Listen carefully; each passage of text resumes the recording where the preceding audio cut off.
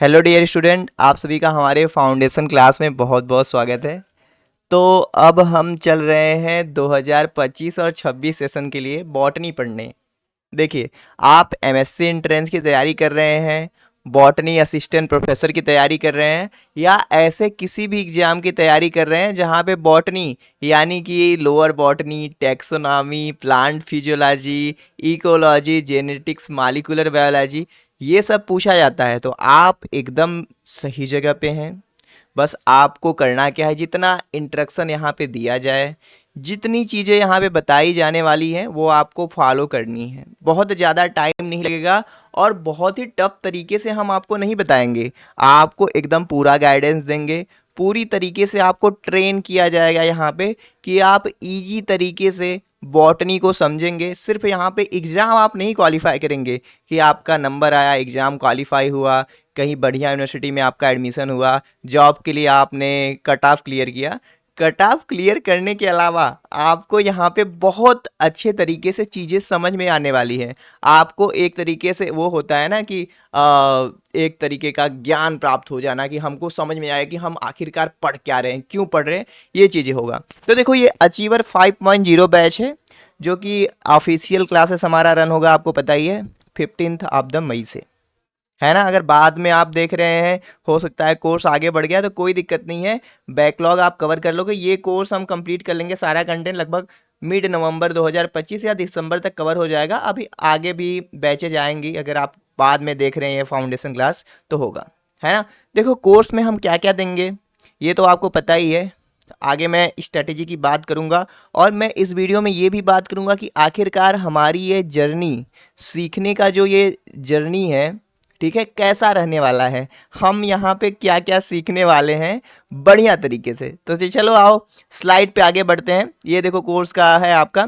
थोड़ा सा हम पिछले कोर्सेज की बात कर ले। अभी 2025 का तो रिजल्ट नहीं आया, 2024 में देखो काफ़ी लोग हैं ना जो एमएससी एंट्रेंस में, एसएसबी उड़ीसा में, ओपीएससी में, इवन एमपीपीएससी असिस्टेंट प्रोफेसर में, तो काफ़ी लोग सिलेक्ट हुए। यहाँ से देखो रैंकर्स भी निकले हुए हैं, है ना। तो आपको बिल्कुल भी अंदर शक नहीं करना है कि हम कहाँ पे हैं, सही जगह पे हैं कि नहीं।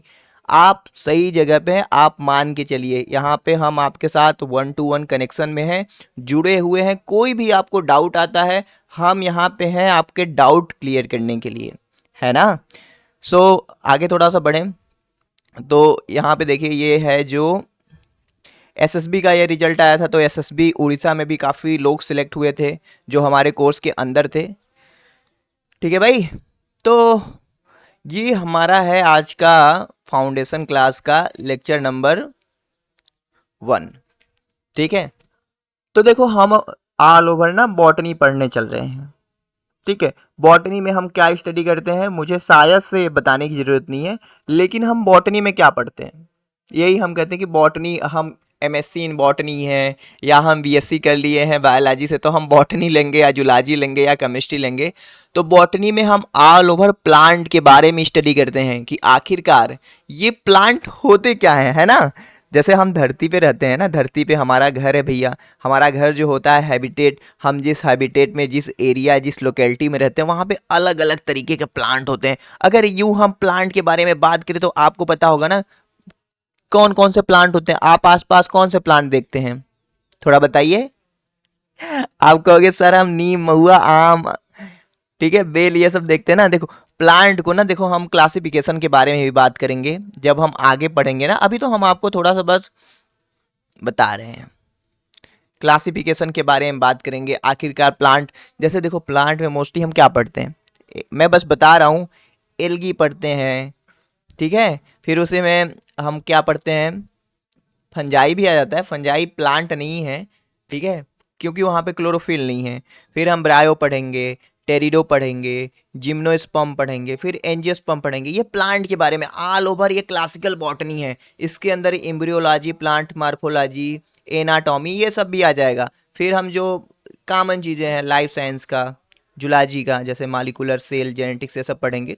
तो चलो आगे चलते हैं थोड़ा सा ना, हम देख लेते हैं कि आखिरकार हमारी ये जो जर्नी है वो कैसे हम करेंगे। हमारी मेन तरीके की बात करें तो हमारी स्ट्रैटेजी क्या होने वाली है।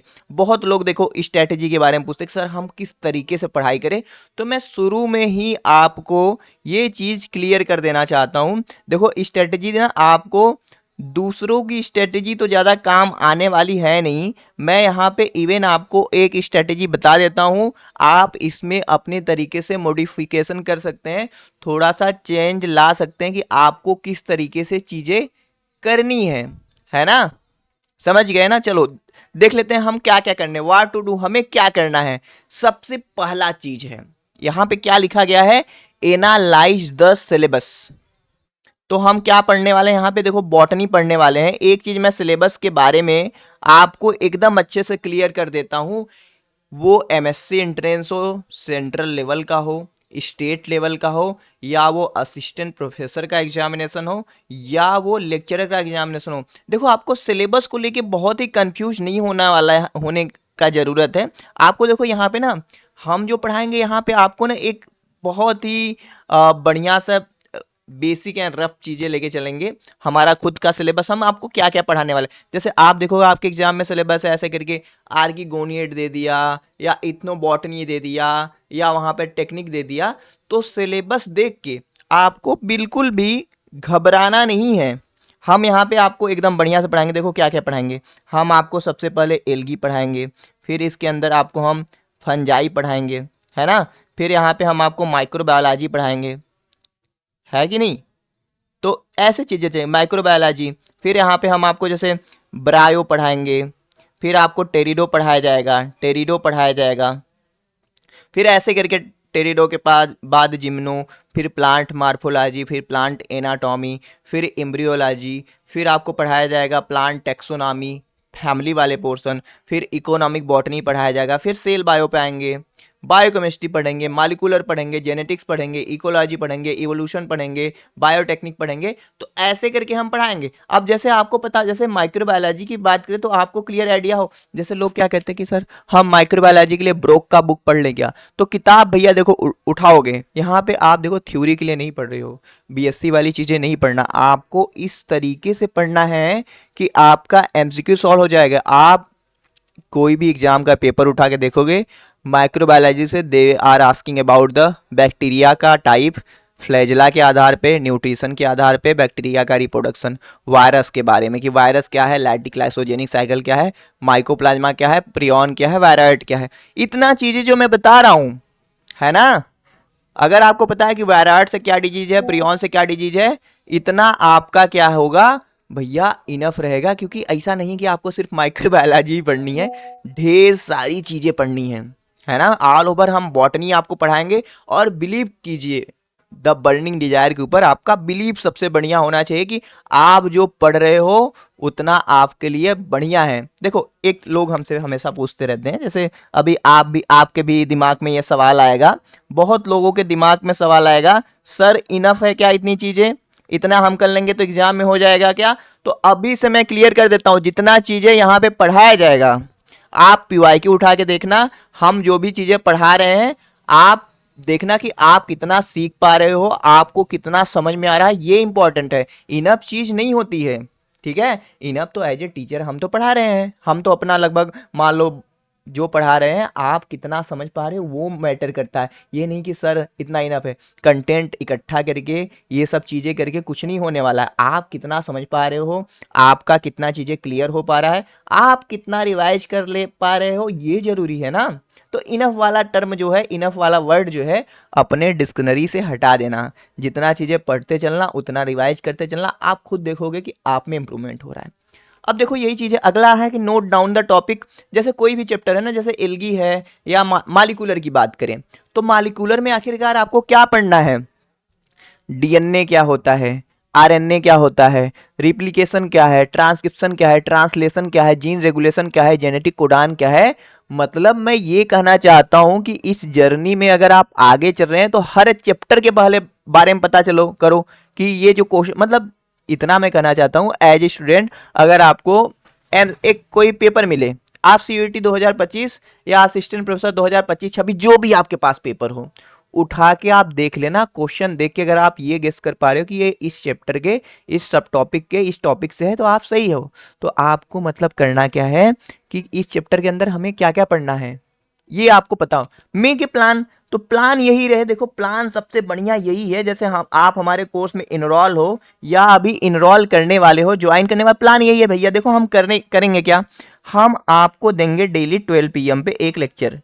12 PM पे संडे को ऑफ रहेगा ना, संडे को नहीं मिलेगा, हो सकता है मंथ में जैसे लास्ट मंथ में जैसे क्या होगा ना, जैसे मान लो अभी मई चल रहा है तो मई में 26 मई के बाद छुट्टी हो 2-3 दिन के हर महीने में, ताकि आप रिवाइज कर सके, थोड़ा सा बैकलॉग रहे तो कवर कर सके, क्योंकि हम बहुत धीरे धीरे चलेंगे, यहाँ पे गो स्लोली लिखा हुआ है। तो 12 PM पे हम आपको देंगे एक लेक्चर। ये लेक्चर कैसे मिलेगा, लाइव नहीं रहेगा, अभी से मैं क्लियर कर देता हूँ। ऐसा नहीं कि मतलब लाइव हम आपके सामने नहीं जुड़ेंगे कि लाइव आपको जुड़ना है कंपलसरी है। हम आपको जैसे मॉर्निंग में क्या करेंगे, इस लेक्चर को रिकॉर्ड करेंगे, फिर यही लेक्चर आपको 12 बजे मिलेगा। आप इस लेक्चर को 1000 बार एनी टाइम कभी भी देख सकते हैं, लेकिन एक चीज हमेशा क्लियर कीजिएगा कि ये 12 PM का लेक्चर है ना, अगले दिन 12 PM से पहले इसको कंप्लीट करना है आपको, है ना, एकदम बढ़िया से स्ट्रिक्ट भैया, ये आपको आदेश है, ठीक है, इंस्ट्रक्शन है कि आपको करना ही होगा। अब 12 PM पे एक लेक्चर जाएगा, ज़्यादा ज़्यादा 35 से 40 मिनट का लेक्चर रहेगा ये, तो आपको ये लेक्चर देखना है। आपको करना क्या है, कॉपी खरीद लेनी है। कॉपी कैसे खरीदनी है, आपको एक कॉपी लोअर बॉटनी के लिए, एक कॉपी क्लासिकल बॉटनी के लिए, एक कॉपी आपको थोड़ा मालिकुलर बायोकेमिस्ट्री सेल बायो के लिए, तो 4-5 कॉपियाँ खरीद लेना, बिना लाइनिंग वाला खरीदना ज़्यादा अच्छा रहेगा। एक ही मत खरीद लेना कि एक मोटी कॉपी खरीद के आप, उसका क्या होगा ना, फट वट जाएगा, दफ्ती उफ्ती निकल जाएगी तो गड़बड़ हो जाएगा। 3-4 कॉपी ले लेना। लेक्चर जो है भैया दिया जाएगा, ये ना देखना और ना नोट बनाना, क्या करना, नोट्स बनाना, नोट्स, खुद का नोट्स। इवन हम आपको PPT, pointer series, audio notes सब देंगे, ऐप के अंदर रहेगा, ठीक है, सब कुछ आप एक्सेस कर सकते हो। पीपीटी में ढेर सारी चीजें रहेंगी, लेकिन खुद का नोट्स बनाओगे सही रहेगा। नोट्स बनाते वक्त ध्यान देना कि कॉपी मत करना हर चीज की, जो आपको स्लाइड पे दिखाई दे रहा है सब कुछ आप छापने लगे, तो छापने वाला काम मत करना कि जो स्लाइड में दिखे छाप लिए। इंपॉर्टेंट मतलब मैं ना पढ़ाते वक्त आपको बताऊंगा कि ये चीज़ एग्जाम में आई हैं, तो आप थोड़ा सा कॉमन सेंस यूज करोगे, पीवाईक्यू थोड़ा देखोगे, यूट्यूब पे सारा वीडियो अपलोड है पीवाईक्यू वाला, तो ऐसे नोट्स बनाना, सही है।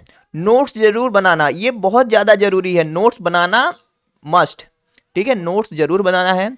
अब इसको क्या आराम से चलेंगे हम, ठीक है। देखो अभी आप जून 2025 से जुलाई अगस्त सितंबर तक आ रहे हैं ना, सितंबर तक अगर आप कोर्स में आ रहे हो, अभी ये पहला बैच है अचीवर 5.0, इसके आगे भी हम बैचेस लॉन्च करेंगे, लेकिन अभी से ज्वाइन करोगे तो हम बहुत ही आराम से चलेंगे, क्योंकि आपके बीएससी की भी चीज़ें हैं, अगर असिस्टेंट प्रोफेसर की तैयारी कर रहे हैं तो पीएचडी वेचडी भी है, जॉब भी है आपका, तो बहुत ही आराम से। बस आपको एक चीज़ हमको देना पड़ेगा, वो है आपका क्या, कंसिस्टेंसी, ठीक है भाई, कंसिस्टेंसी और आपका डेडिकेशन हमको चाहिए। ये नहीं कि अरे विशाल सर का तो लेक्चर आ गया 40 मिनट का, चलो आज नहीं करते, आज मूड नहीं है, कल कर लेंगे। तो आपका मूड होना चाहिए, आपने यहाँ पे फी पे किया है और हम ये चाहते हैं कि आपने फी पे किया है तो आप सीखें। आपका जब कोर्स कंप्लीट हो तो आपको ये ना लगे कि यार हमने बेकार कोर्स ज्वाइन कर लिया या हमारा पैसा डूब गया, हमको स्कैम कर लिया गया। आप करोगे, गारंटी के साथ कहता हूं, बहुत कुछ चीज सीखोगे।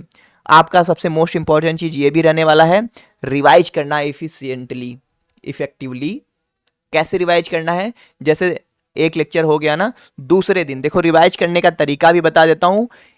आज का लेक्चर देखा, हो गया ना, नोट बना लिया, आज का लेक्चर हुआ, इसके साथ साथ एक चीज और मिलेगा ना, अभी आगे बताता हूं नोट्स के बारे में। यहाँ से चलो शुरू करते हैं। देखो मेक शॉर्ट नोट डेली, हमने नोट बनाने के बारे में बता दिया कि वीडियो लेक्चर देखना है, 34-35 मिनट का वीडियो रहेगा, लेकिन मैं आपको बता दूं बहुत लोग ये कहेंगे सर 2 घंटे लग जाता है, तो देखो ना 34-35 मिनट के वीडियो में 1.5 से 2 घंटे लगेंगे आपको। तो इसके लिए परेशान नहीं होना है, क्योंकि आपको नोट भी बनाना है, आपको सीखना भी है। रिवाइज ऑन डेली बेसिस और सॉल्व डीपीपी। अभी पिछले बैच में क्या था ना, हम पीडीएफ के फॉर्मेट में देते थे, ये बहुत इंपॉर्टेंट चीज है, पीडीएफ के फॉर्म में देते। इस बार हम पीडीएफ नहीं देंगे, क्योंकि पीडीएफ देने से क्या होता था, लोग देखते नहीं। इसको हमने इस बार क्या करेंगे, टेस्ट के फॉर्मेट में देंगे, टेस्ट यानी क्विज फॉर्मेट में। है ना। मतलब एक लेक्चर हमने दिया, एलगी का पहला लेक्चर, तो उस लेक्चर से जितने क्वेश्चन बनेंगे, है ना, उसको हम बनाएंगे टेस्ट के फॉर्मेट DPP1। ऐसे उसको क्लिक करोगे, क्वेश्चन आएगा, जो राइट आंसर रहेगा क्लिक करोगे, पूरा हो जाएगा, सबमिट करोगे, पता चलेगा आपने कितना सही किया कितना गलत। तो ये बढ़िया है, उतने ही फीस में। हम चाहते फीस बढ़ा देते, लेकिन नहीं, थोड़ा मेहनत हमारा लगेगा, लेकिन कोई दिक्कत नहीं। अब देखो यहाँ पे मॉक टेस्ट भी है, 100 क्वेश्चन का हर टॉपिक का मॉक टेस्ट रहेगा, एलगी का फंजाई का। तो अभी तो मई है, तो मॉक टेस्ट में आप इनरोल हो, देखो कोर्स ज्वाइन किए हो, मॉक टेस्ट ऑलरेडी आपको मिला हुआ है, वो हम बना देंगे, उसमें आप रहोगे ज्वाइन। तो मॉक टेस्ट अलग से, जो कोर्स में नहीं रहेंगे मॉक टेस्ट अलग से भी ले सकते हैं, लेकिन कोर्स में है तो मॉक टेस्ट ज्वाइन करने की जरूरत नहीं है। तो ये अभी मई है, तो ऑनवर्ड हम जुलाई अगस्त से ना ये मॉक टेस्ट वाला भी शुरू करेंगे, जुलाई अगस्त से, अभी से नहीं। लास्ट टाइम हमने किया क्या था कि एक चैप्टर कंप्लीट होता था तो टेस्ट करा देते थे, तो अभी शुरू शुरू में काफ़ी स्टूडेंट नहीं ज्वाइन होते। जैसे अभी तो फिलहाल मैं बता दूं, 50 स्टूडेंट के लिए हमने डिस्काउंट दिया हुआ है, तो अभी शायद 26 या 27 स्टूडेंट इनरोल हैं, तो अभी 25-26 स्टूडेंट 3500 में हमारे कोर्स में आ सकते हैं। तो ये चीज़ें समझ में आई ना, क्या करना है क्या नहीं करना है, ये सारी चीज़ें, है ना भाई। तो ये बहुत इंपॉर्टेंट चीज़ है, एकदम आराम से आपको चलना है, ये करते हुए लिख लेना, नोट कर लेना कि कैसे चलना है। अब देखो हम आगे बढ़ते हैं बॉटनी में। तो बॉटनी के बारे में आप क्या जानते हैं, ठीक है, हमारा इकोसिस्टम कैसे रन करता है, इकोसिस्टम क्या होता है।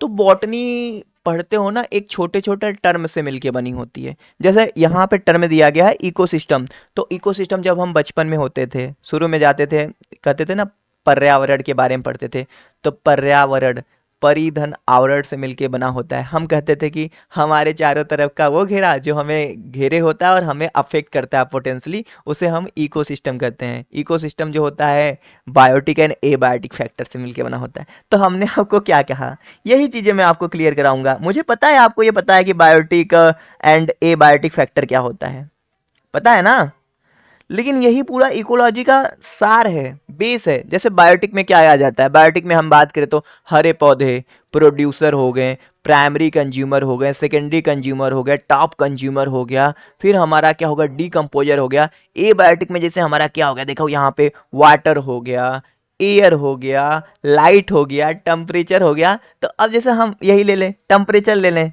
जैसे मैं आपको थोड़ा डीप अभी फील करो बस, याद नहीं करना है, मैं बस आपको बता रहा हूं कि आप ये सब चीजें सीखने वाले हो। फाउंडेशन क्लास है ना, पहले क्लास में ऐसे ही हम बातें ही करेंगे, सीख तो हम लेंगे ही भाई। वो तो मैं आपको बता रहा हूं कि आपके पास इतनी एबिलिटी है, पोटेंशियल है कि आप सीख तो लोगे, बस बातों को सुनो और फील करो कि मैं क्या बता रहा हूं। जैसे मैंने एक एबायोटिक फैक्टर लिया टेम्परेचर, मैं आपसे क्वेश्चन पूछूंगा, आप बताओगे।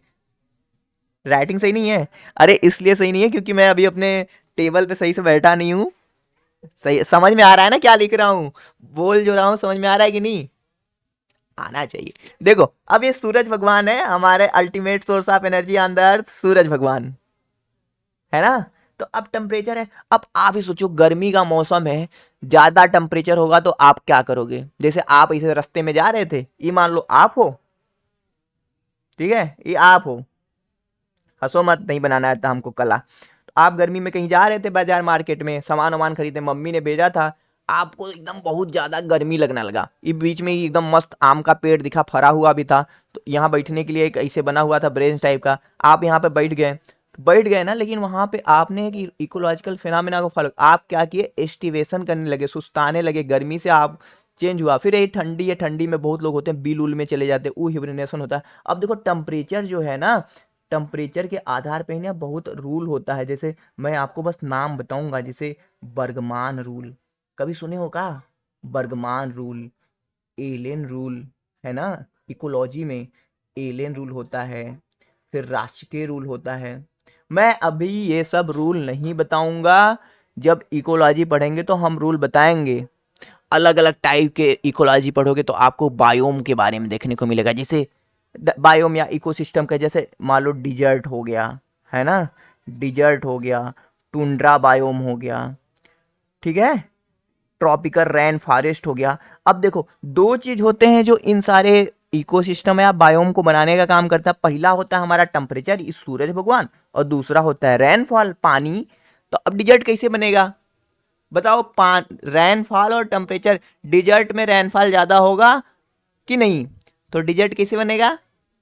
डिजर्ट यानी रेगिस्तान वहां वहां बनता है जहां पर रेनफॉल बहुत कम होता है, गर्मी बहुत ज्यादा होता है। क्वेश्चन बना लिए, है ना। टुंड्रा कहाँ पे होता है? जहां पे ठंडी बहुत ज्यादा होता है, रेनफॉल कम होता है। ट्रॉपिकल रेन फॉरेस्ट जो एकदम इक्वेटर पे होता है, जहां पे गर्मी भी बहुत ज्यादा है, रेनफॉल भी बहुत ज्यादा है। तो ऐसे करके हम पढ़ेंगे यार। What is the most important for your living? जिंदा रहने के लिए सबसे ज्यादा जरूरी क्या है? देखो यहाँ पे लिखा हुआ है क्वेश्चन, है ना। जिंदा रहने के लिए क्या जरूरी है? दो दो ऑप्शन दूंगा आपको। पहला वाटर, दूसरा ऑक्सीजन। बताओ किसके बिना लाइफ पॉसिबल नहीं है? मुझे पता था आप पानी कहोगे क्योंकि जल ही जीवन है ना। अच्छा, ऑक्सीजन, ऑक्सीजन के बिना जीवन पॉसिबल है। हाँ भाई, ऑक्सीजन के बिना जीवन पॉसिबल है। कैसे पॉसिबल है आपको नहीं पता? अरे यार, एनोरेबिक लाइफ के बारे में नहीं सुने हो क्या? बहुत सारे ऐसे बैक्टीरिया ऐसा होते हैं जिनको ऑक्सीजन नहीं चाहिए होता है, तो ऑक्सीजन के बिना जीवन पॉसिबल है, बट वाटर के बिना जीवन पॉसिबल नहीं है। ये चीजें हम बात करेंगे अभी आगे, है ना। कोई दिक्कत नहीं है। चलो आगे चलते हैं। बैकग्राउंड नॉइस नहीं आ रहा है ना? चलो नहीं आएगा बैकग्राउंड नॉइस। वेट, हाँ। सो अब देखो, मोस्ट इम्पोर्टेंटली हम प्लांट के बारे में पढ़ाई करते हैं। जस्ट वेट, बहुत तेज ना बैकग्राउंड नॉइस होने लगा, एक जगह डीजे बज रहा है। जस्ट मैं अभी रोक देता हूँ, फिर कंटिन्यू आपको तुरंत मिलेगा। सो अब आपने सुना होगा फोटोसिंथेसिस के बारे में। एक्चुअली में हम प्लांट फिजियोलॉजी जब पढ़ेंगे तो हम प्लांट फिजियोलॉजी में डिटेल में फोटोसिंथेसिस के बारे में बात करेंगे। लेकिन आपको बेसिक आइडिया तो पता ही होगा कि फोटोसिंथेसिस होती क्या है, फोटोसिंथेसिस का क्या रोल है। क्या आपको लगता है कि ये फोटोसिंथेसिस अगर ना रहे तो ह्यूमन बीइंग या कोई भी ऐसा एनिमल है या कोई भी ऐसा जीव है जो जीवित रह सकता है? रह सकता है कि नहीं? अरे भाई कैसे रहेगा? फोटोसिंथेसिस जो है, प्लांट जो होते हैं सनलाइट, क्लोरोफिल, ठीक है, और कार्बन डाइऑक्साइड का यूज करके फूड मॉलिक्यूल बनाते हैं, जिसके द्वारा ही तो पूरा इकोसिस्टम रन करता है। तो हम all about plant physiology, photosynthesis, respiration, mineral nutrition, सब कुछ देखने वाले हैं। आपको सब कुछ बहुत अच्छे तरीके से समझ में आने वाला है, तो बिल्कुल भी आपको परेशान होने की जरूरत नहीं है। अब देखो हमारा जर्नी कैसा रहेगा, हम क्या क्या पढ़ने वाले हैं। तो देखो अभी तो हमारा फाउंडेशन क्लास रहेगा, आज तो हम बेसिक आइडिया बात कर रहे हैं कि क्या कैसे करेंगे। फिर थोड़ा सा साइंटिस्ट, थोड़ा सा डिस्कवरी, ये सब 2-3 क्लासेस में हम कवर करेंगे। फिर उसके बाद हम शुरू करेंगे पढ़ाना आपको एल्गी।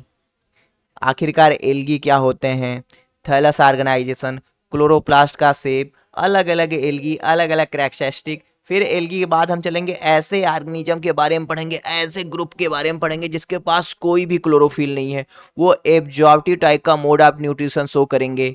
तो हम फंजाई के बारे में पूरा डिटेल में देखेंगे, कौन सा डिजीज होता है, क्या होता है। फिर हम देखेंगे ब्रायोफाइटा के बारे में, कि ऐसे प्लांट ग्रुप जो सबसे पहले पानी में से निकल के धरती पे आए हैं। भाई धरती पे आए हैं, रीसिया क्या है, मार्केंसिया क्या है, ठीक है, एंथोसिरास क्या है, एंथोसिरास के थैलस में आखिरकार ये नास्टाक जाके क्या कर रहा है ना। ब्रायोफाइटा के बाद हम pteridophyta, snake of the plant kingdom हम पढ़ेंगे कि भैया ये बड़े बड़े टेरिडोफाइट ये सब क्या है। फिर जिम्नोस्पर्म, किसके पास ओवरी नहीं है, फ्लावर नहीं है, फिर भी ये कैसे, नेक्ड सीड वाले जिम्नोस्पर्म। फिर एंजियोस्पर्म के बारे में पढ़ेंगे। तो ऑल ओवर देखो एक चीज हम यहाँ पे फिर आगे बताएं तो हम सेल के बारे में पढ़ेंगे। जानते हो ना कि cell is the structural and functional unit of life. Robert Hooke ने कैसे डिस्कवर किया था? आपको पता है? रॉबर्ट हुक ने सेल नहीं, सेल वाल को देखा था सबसे पहले। लिविंग सेल का डिस्कवरी किसने किया था पता है? बस मेरी बातें आज सुनो।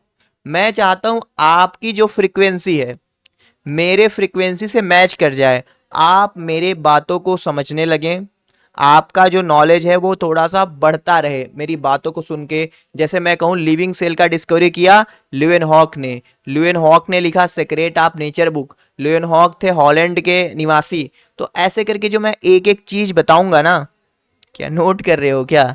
नोट नहीं करना है, अभी मेरी बात सुनो। अभी मैं आपको बता रहा हूं कि आपको कैसे पढ़ना है। कैसे सीखना है चीजें।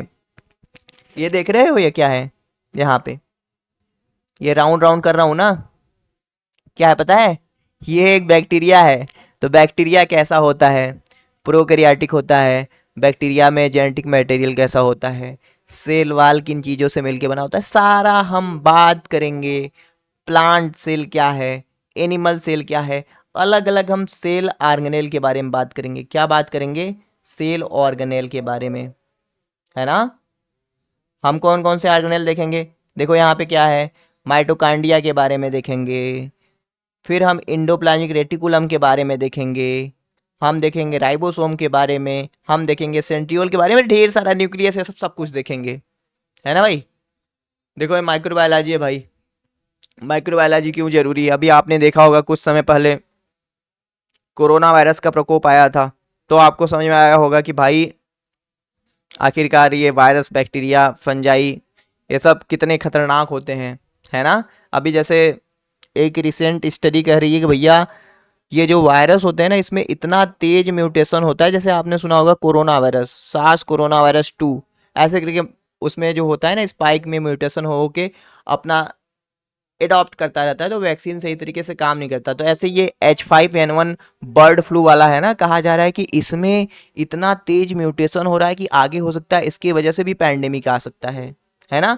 तो हम माइक्रोबायोलॉजी पढ़ेंगे, हम जानेंगे कि ये जो मुस्कुरा रहा है ये जो वायरस है, आखिरकार वायरस लिविंग और नॉन लिविंग के बीच में कैसे रखा गया है। इसको वीटेकर जी ने इसको 5 किंगडम क्लासिफिकेशन में जगह नहीं दिया था ना, इसीलिए ये बहुत खतरनाक है ना। तो देखेंगे भाई डिटेल में एकदम बढ़िया से। फिर हम देखेंगे बायोकेमिस्ट्री के जर्नी के बारे में, है ना।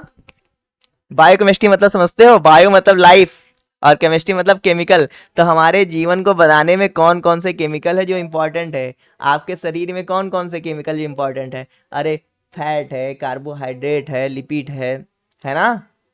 अमीनो एसिड के बारे में क्या जानते हो, न्यूक्लियोटाइड के बारे में क्या जानते हो। मैं बस जो टर्म बोल रहा हूँ आपको, जैसे देखो यहाँ में मैंने क्या टर्म लिखा, ये क्या लिखा है, अमीनो एसिड लिखा ना। तो अमीनो एसिड के बारे में आप अभी खुद से सोचो आप कि आप अमीनो एसिड के बारे में क्या जानते हैं। Amino acid is a substituted methane. Amino acid is the organic molecule which contain an amine group and have the carboxylic group and have a variable R chain। और यही R chain की वजह से अलग अलग अमीनो एसिड होते हैं। Amino acid is the building block of the protein. Protein is the heteropolymer of the amino acid, है ना। अब अमीनो एसिड के कौन कौन से टाइप होते हैं, आपके non polar, polar, sulphur containing, heterocyclic, aromatic, तो ये सब बताऊंगा मैं। Essential, non essential, semi essential, तो आपको बिल्कुल परेशान होने की जरूरत नहीं है। मैं तो बस अभी क्या कर रहा हूँ, आपको ओवरव्यू दे रहा हूँ कि भाई आपको क्या क्या पढ़ना है और क्या क्या चीजें समझना है यहाँ पे, है ना। फिर देखो आगे चलेंगे, आपको ये बहुत बड़ा अच्छा सा प्यारा सा बड़े बड़े कानों वाला चूहा दिख रहा होगा। ये चूहा देखो दिमाग में कौन चल रहा है पता है, ये चूहे के दिमाग में ना ये ग्रिफिथ है। ग्रिफिथ आपको पता है ये काहे ग्रिफिथ को सोच रहा है, ये सोच रहा है कि यार यही ग्रिफिथ थे 1928 में, यही थे हमारे पूर्वजों के ऊपर ना इन्होंने एक्सपेरिमेंट किया था। इन्होंने यस थर्ड और आर सेकेंड का स्टैंड लेके हमारे पूर्वजों को दिया था और उन्होंने ट्रांसफॉर्मेशन खोजा था। तो इनको भाई तुमको याद करना है ग्रिफिथ के बारे में। अच्छा अच्छा, तुम ग्रिफिथ के बारे में सिर्फ याद करने की सोच रहे हो, तुम अगर ग्रिफिथ के बारे में पढ़ोगे ना, तुमको इनके साथ साथ इनके जो स्टूडेंट थे एवेरी, मैक्लियार्ड, मैकार्टी, फिर बाद में हर्षे चेज, इनके बारे में भी पढ़ना पड़ेगा, है ना। ये कौन कौन से एक्सपेरिमेंट किए थे ये भी देखना पड़ेगा, तो क्वेश्चन आएगा तो कर लोगे। अब देखो यहाँ पे चूहा के कपरवा पे लिखा है, सर पे इस पे लिखा है कि क्या आपको डीएनए और आरएनए के बारे में पता है। डीएनए क्या होता है, डीऑक्सी राइबो न्यूक्लिक एसिड होता है। तो डीएनए का क्या रोल है, डीएनए किन किन चीजों से मिलकर बना होता है, नाइट्रोजनस बेस, प्यूरिन, पायरिमिडिन क्या होते हैं, है ना। किस तरीके का शुगर होता है, यहाँ पे फास्फेट होता है आरएनए में। ये सारा चीज हम बात करेंगे, बहुत ही अच्छे तरीके से हमारी जर्नी होने वाली है। तो आप एकदम बहुत ही चिलैक्स मोड में आप हमारे साथ रहो। हमको नहीं पता है, देखो अब आओ, इतना आज के लिए काफी है, थोड़ा सा और बात करेंगे। यहाँ पे पहले स्लाइड पे आ जाओ, देखो इस कोर्स के बारे में हम बात कर रहे हैं। है ना। तो बस आपको करना क्या है, जैसे जैसे चीजें बताई गई हैं एकदम वैसे वैसे करो। प्लस हमारा देखो ना एक टेलीग्राम ग्रुप है बॉटनी द बर्निंग डिजायर, इसका टेलीग्राम आईडी है @BTBD1, है ना, BTBD1। या आप टेलीग्राम वहाँ पे botany the burning desire search करोगे तो वहाँ पे आपको मिल जाएगा, ज्वाइन कर लेना। 7 बजे क्विज कराते हैं, वहाँ पे फ्री का हम लाइव सेशन लेते हैं, ठीक है, जुड़ सकते हो आप। लेकिन कोर्स में हो और कोर्स में अगर नहीं हो तो ये आप ज्वाइन कर सकते हो। अच्छा जर्नी होने वाला है। काफ़ी लोग देखो यहाँ पे 650 प्लस स्टूडेंट हमारे पुराने बैच, 650 नहीं अभी फिलहाल लगभग 713 लोग हैं, 713 लोग पुराने बैच में, है ना। तो आप भी ज्वाइन कर सकते हो और अपने जर्नी को बहुत ही अच्छा बना सकते हो। ओके, चलो मैं आपसे मिलूंगा कल और हम अभी आज तो हमने बेसिक एकदम बातें किया हूँ मैं आपसे, कल से पढ़ेंगे थोड़ा साइंटिस्ट साइंटिस्ट के बारे में जो बेसिक चीजें हैं, है ना। क्या लगता है आपकी जर्नी हमारे साथ अच्छी होने वाली है कि नहीं? अरे बिल्कुल होगी, बिल्कुल परेशान मत होइएगा, है ना। चलिए मिलते हैं आपसे नेक्स्ट वीडियो में। Thank you for watching this video.